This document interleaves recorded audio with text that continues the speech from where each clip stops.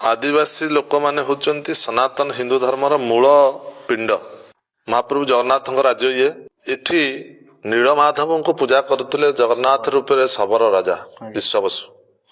तेणु आदिवासी मानकर मूलतः ठाकुर होचंती भगवान जगन्नाथ। से माने हिंदू धर्म को जंगल रे पहाड़ रे कंदर रे रखिथिले। आमे जो माने सब अच्छु आमे तांकु फॉलो करिकरी महाप्रभु को पूजा करछु। से विश्ववसु उत्तराधिकारी ललिता उत्तराधिकारी दैतापति होती महाप्रभु सेवक।